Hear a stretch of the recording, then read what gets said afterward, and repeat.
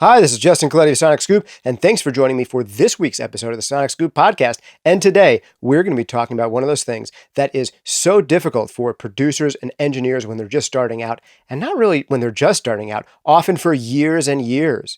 One of our popular podcast guests was Michael Brower, and Michael told me that he couldn't hear the sound of compression for the first, 5 or more years of being in audio. And this is one of the top mixers working today.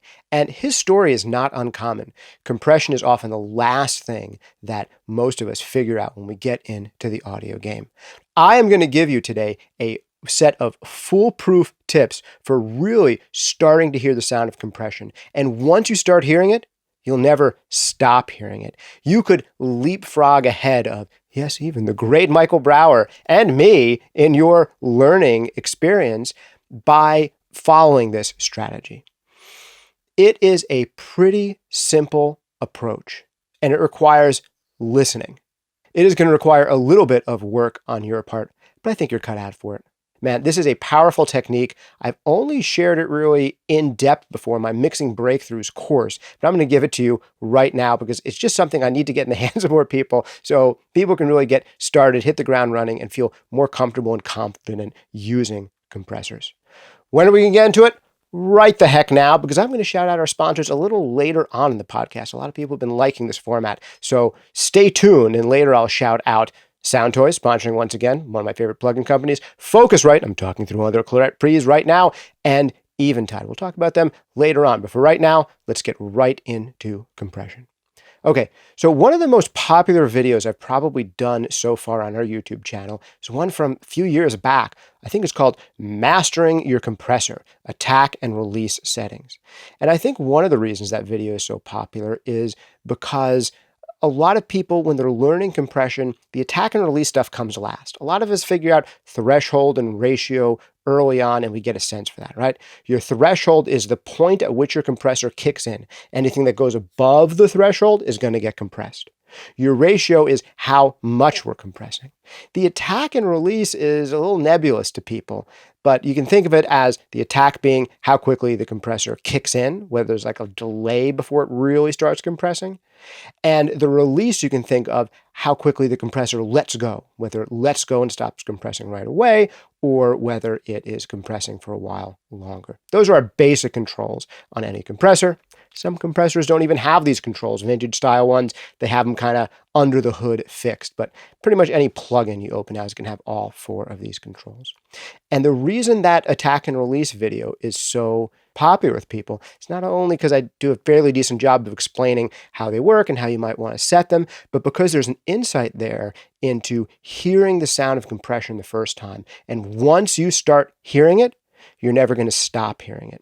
And this is something you have to do for yourself. Sure, I could open up a session right now, start playing around with a plugin in front of you, but that is not the best way to start hearing compression for yourself. It is about developing a sense memory. So when you're done listening to this, whether it's later today or right afterwards, I want you to crack open a session, no matter what DAW you have, no matter what basic plugin you have, no matter what audio you want to use, and I want you to try these tactics. Once you do it, man, it is huge.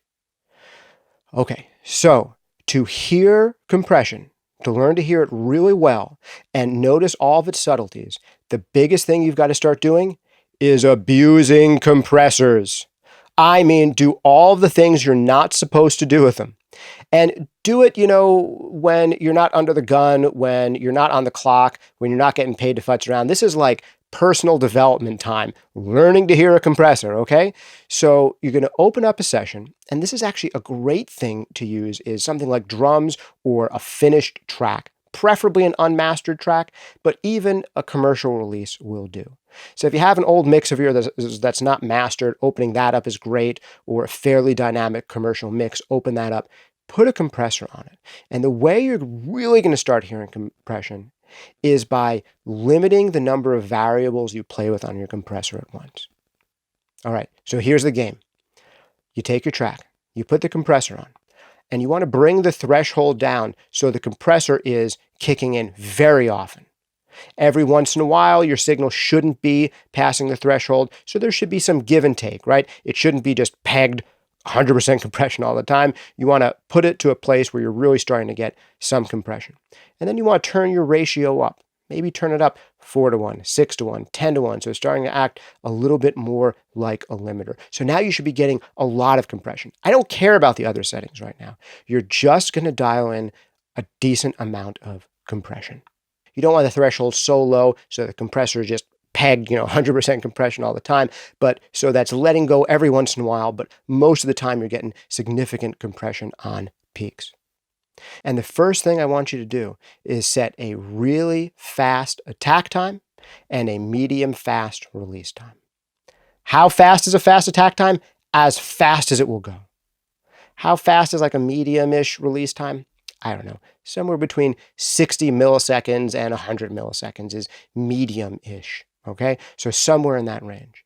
And now you should be getting a sense for what really fast compression sounds like, fast attack compression specifically. You should get this sense of the transients kind of being smoothed out, of there being a lot of dynamic control, of you kind of evening out your peaks and getting a little bit of a sheen. So by playing with your compressor in this way and trying to set it up so that you are really getting a lot of fast attack compression and then gain matching and listening back and forth, compressed, uncompressed at the same level, you're really just now hearing compression on the initial attack of the sound. And that is one form of compression. If you ask me, there's really 4 basic flavors of compression.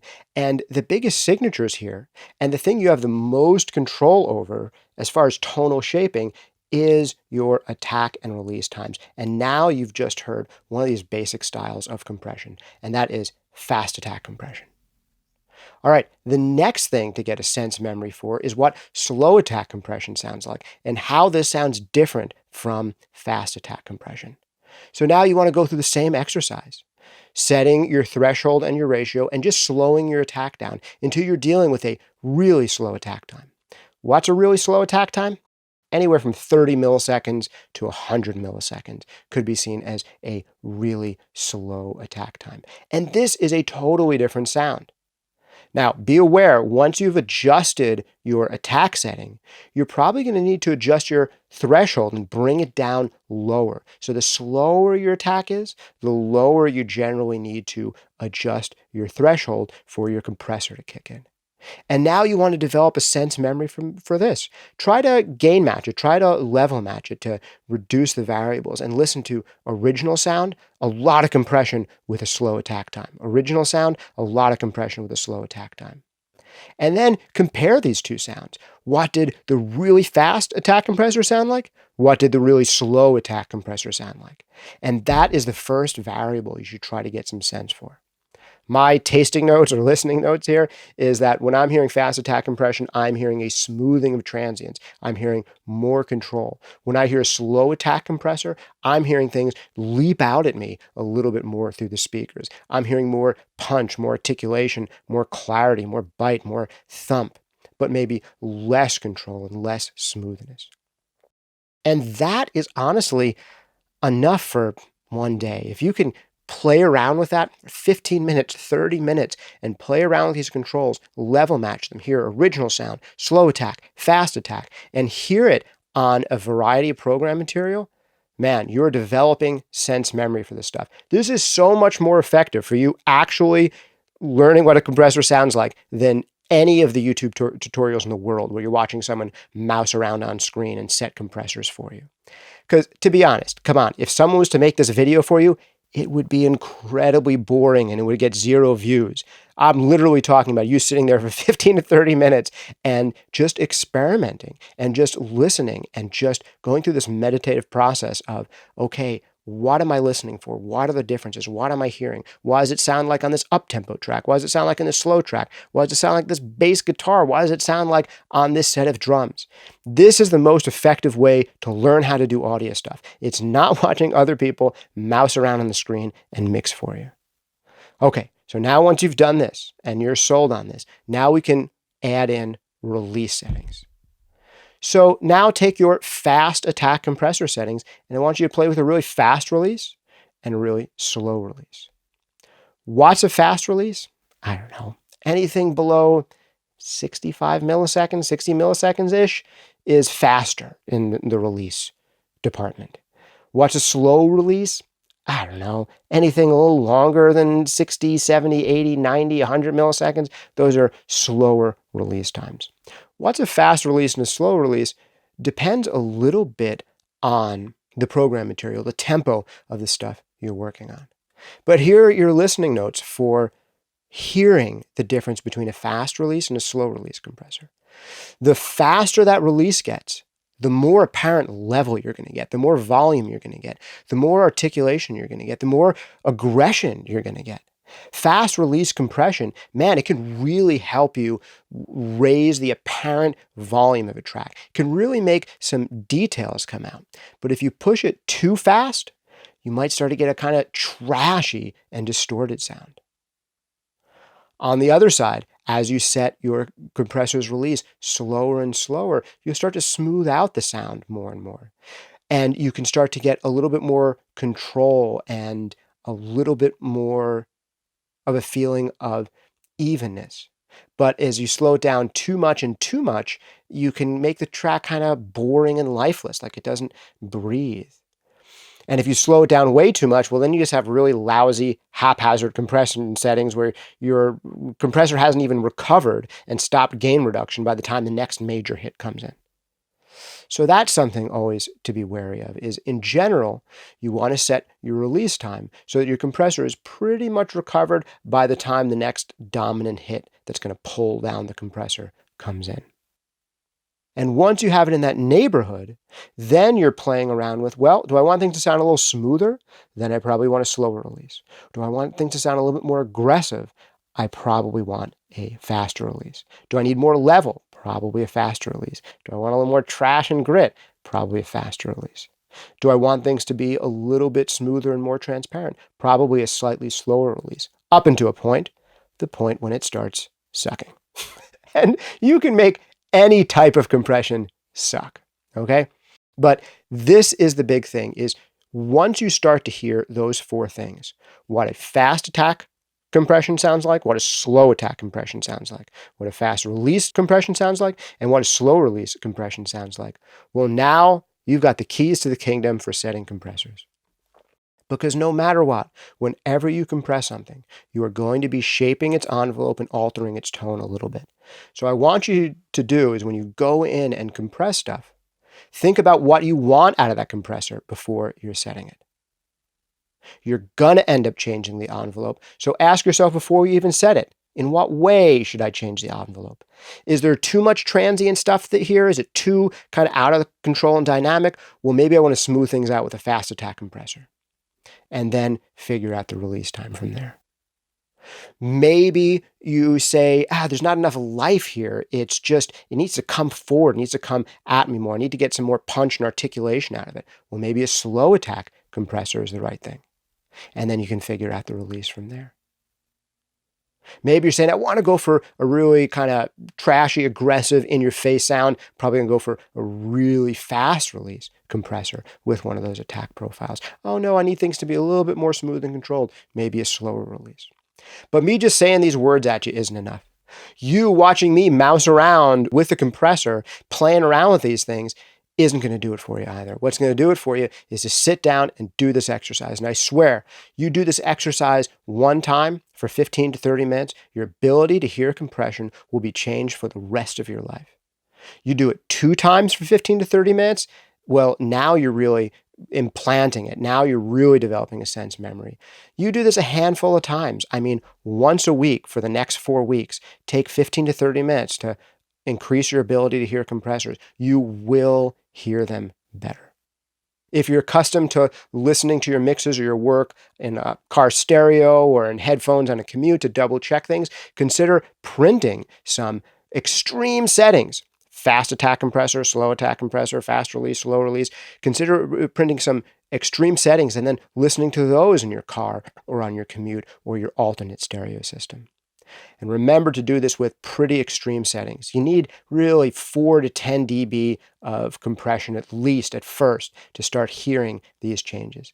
And you also want to level match things so you can be sure that you're really hearing the subtleties of these changes. And you also want to be conscious of when you go from a fast attack to a slow attack compressor, you're probably going to change your threshold settings because generally the slower the attack, the lower you have to bring the threshold for the same amount of compression.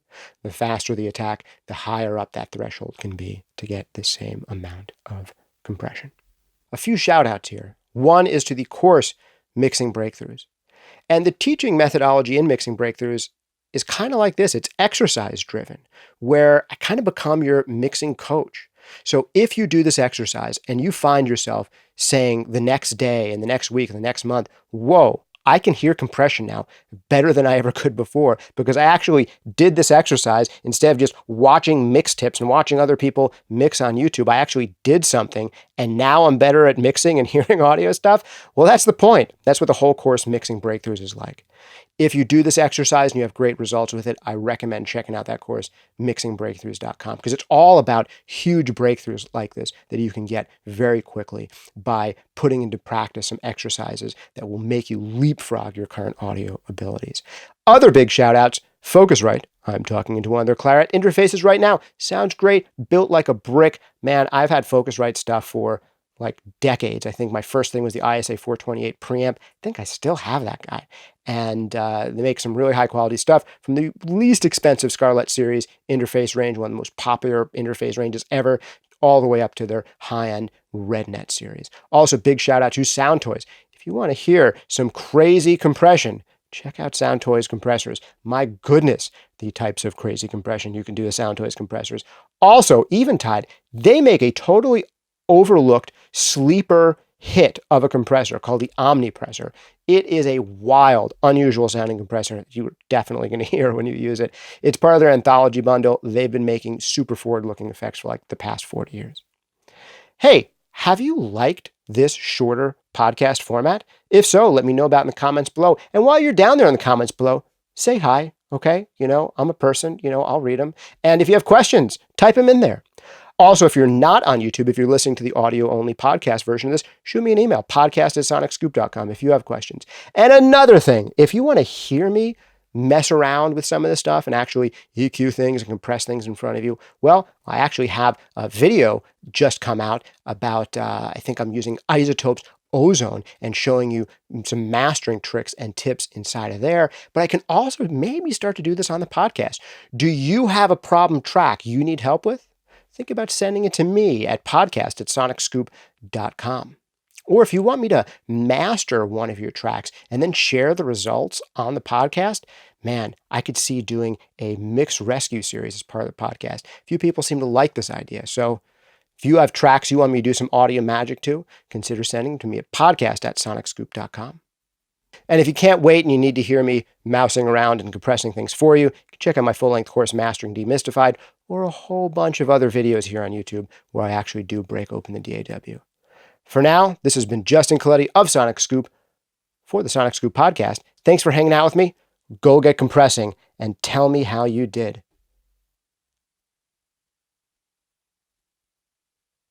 Oh, are you still watching? Remember to like and subscribe down here and hit that notifications bell so you get alerted whenever there is a new episode of the Sonic Scoop podcast or a new video.